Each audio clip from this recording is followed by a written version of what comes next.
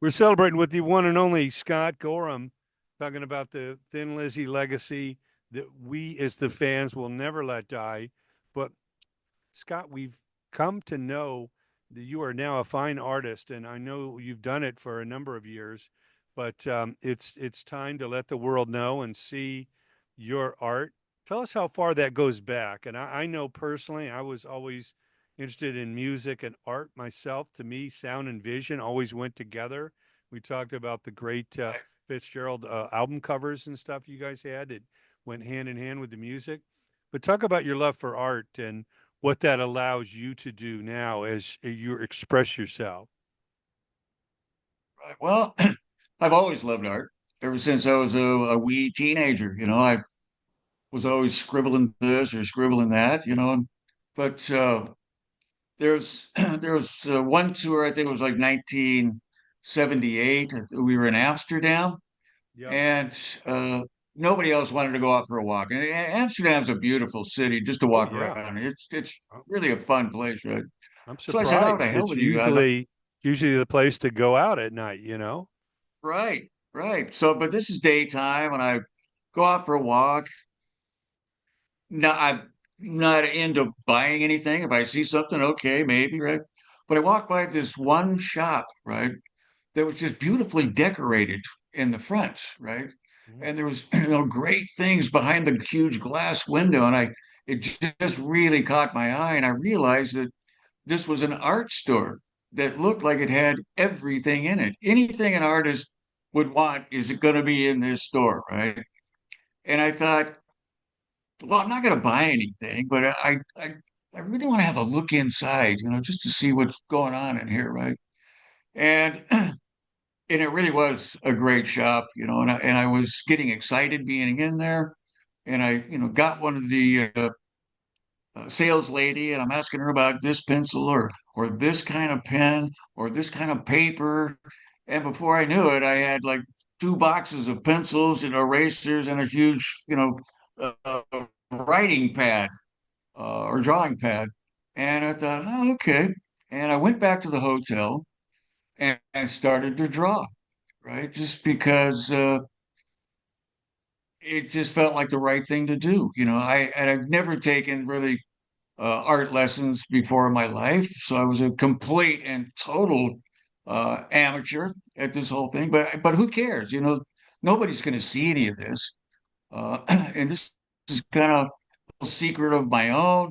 Maybe at some point I can come up with something that'll be okay, but most of it I know is going to be garbage. But anytime anybody knocked at my door in the hotel, I would furiously get the pad and the pencils and shove them under the covers of the bed and go answer the door. So nobody had nobody had any idea of what I was doing or why I was doing it, right?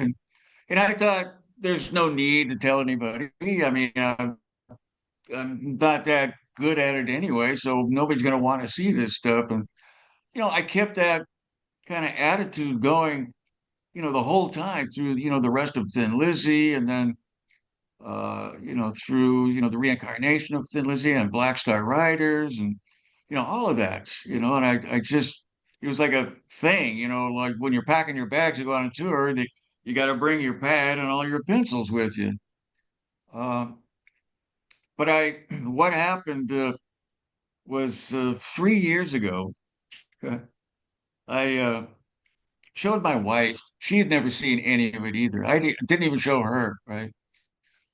And I said, her name is Christine. And I said, hey, Christine, what do you think of this?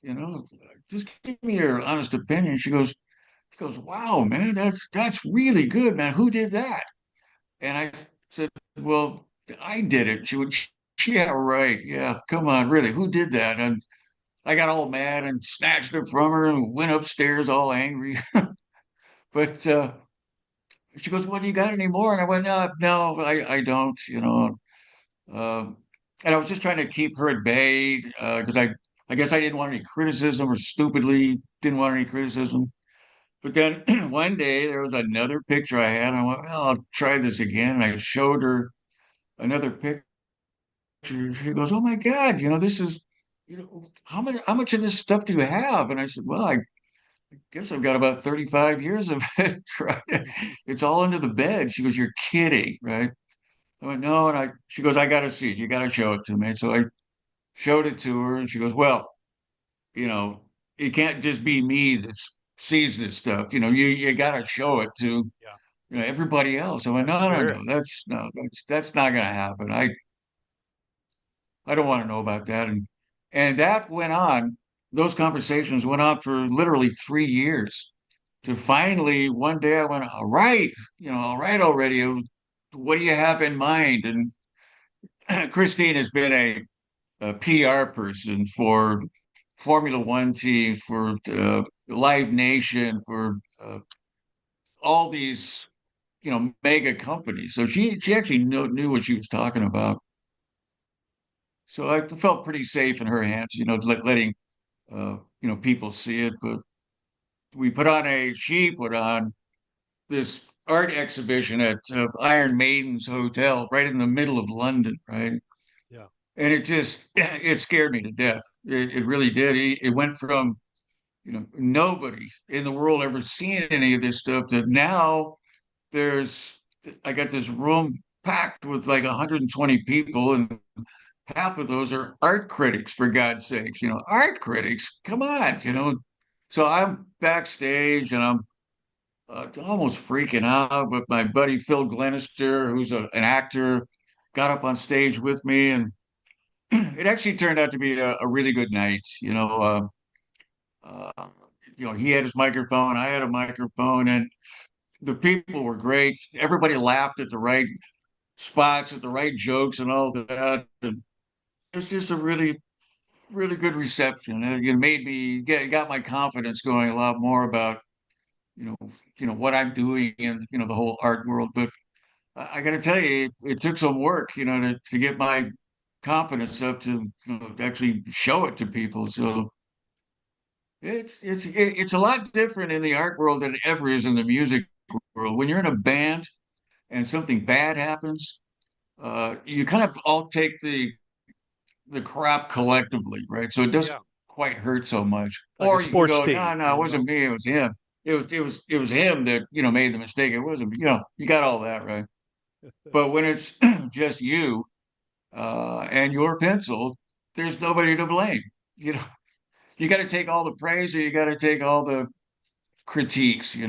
So uh, I learned that really quickly when I showed myself there. So yeah, very strange feeling. Yeah, I know what you mean. It's personal to you. It was hard to even share it with others. And now critics could come in and you're feeling like this guy could butcher me, and I'm just a Yeah. novice, but it's part of me and you're kind of vulnerable. Yeah, well, that's exactly the right word. You're absolutely vulnerable up there, right? Because now you're on your own. You're the Lone Ranger up there, right? Thankfully, thank God, all these critics, I nobody gave me any kind of a bad review, and Yeah. believe me, I was waiting for it. Uh, it when you do an album, it's funny, and you read the review, and I stopped reading reviews couple of decades ago. Yeah. But when you do read the reviews, it's like, okay, good, good, good, good, good, really bad, right? And it's that really bad one that sticks in your head, right? That's the one that's going to crush you. All the other ones that are being positive about it, it kind of deflects off of you, right? But that one bad one, that's the crusher. That's the real crusher. And thankfully, I didn't get any that night. So I don't know what I would have done if half of them would have come out and gone, well, this is a pile of shit, or something like that. So, but thankfully it didn't happen. So I maybe got lucky. And are there more exhibitions planned? What's the next step? Uh, well, I've got a website. Okay. It's called Scott Gorham World .com, and that's got the original six prints that I first brought out. And now the idea is I've got several more prints that we're going to be putting out on the website. Uh, we've gone into T-shirts now, and Okay. some of the prints are bigger, some smaller. So we're trying to diversify a little bit, So, so yeah, there is more artwork to come, and quite a bit of it, really. You got to remember it's 35, 40 years of me doing this stuff, so there's got to be something there. And is Uh, has it so yeah, inspired you to that's that. do? Has it inspired you to Yeah. do more? Is it kind of uplifting? Like, wow, there's No, absolutely. I mean, I never stopped drawing. You know, yeah. there was no case of that. It's just, all these, even the older drawings that I have, I'm going to, pick out maybe four more of those and put those online. And after a while, introduce, a few of the newer ones that I've been doing. So, we're not done by any means. There's still a ways to go. So, thankfully, I really love doing this, and I keep kind of, pumping this stuff out.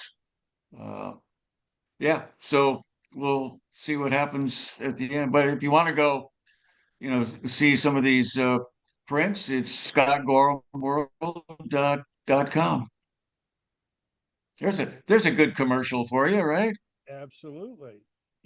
I know Paul Stanley from Kiss. I've lost your. There you go. Yeah, Paul Stanley from Kiss is an artist, and it's a number of guitarists and musicians that paint. I know Paul McCartney, and of course David Bowie used to do art. Joni Mitchell had famously done her illustrations, and Bob Dylan. So it kind of goes hand in hand, making music and Yeah. creating, visuals. And some people work in I, you know, pencil I, and I I think you're right, especially when you're out on tour on the road and it's everything's frantic. It's like plane right here to plane right there to bus right here. I mean, you're always moving, right? And you're always playing, right? You're always on stage, which is great. But when you come off the stage, it's like, well, what do I do now? I need something to fill the gap here, right? yeah. And that's where the drawing came in for me. If there was this gap that I could fill that really made me feel good, and I would sit there for at least a couple of hours, working on this little detail or that, and all of a sudden I'd look up and it'd be 8 o'clock at night and going, damn, where did the time go, kind of thing. So yeah, it was great. I Yeah, I know really was glad that I was able to fall into that. it can be Sorry. cathartic, you're going through some things maybe in your day, or you got some ideas, but kind of expressing yourself or releasing it, putting it down on paper, so to speak, kind of like writing a song. It's Yeah, kind of cathartic. It's like, wow, yeah, yeah. I No, feel, better that I got that down. Actually, actually, you're kind of right. Sometimes you do go, wow, that actually made me feel good. Maybe like you say, it made me feel better there, right? Yeah, yeah, that does happen. There's what I do when I'm drawing is I'm drawing away and I'm telling myself these stories while I'm doing it, right? And the crazy thing is that you can make one line and you go, oh, okay, the story has just changed from one line, And I'm sure that happens to anybody that's ever picked up a pencil and put it on a piece of paper, that's the exact same. You'll get that exact same story. That it only takes one line and the story changes. Well, we certainly are excited about your art. Want to encourage everyone to go to scottgorhamworld.com, check out these awesome images, get a T-shirt, get a print. I imagine you're signing some prints and making it Yeah.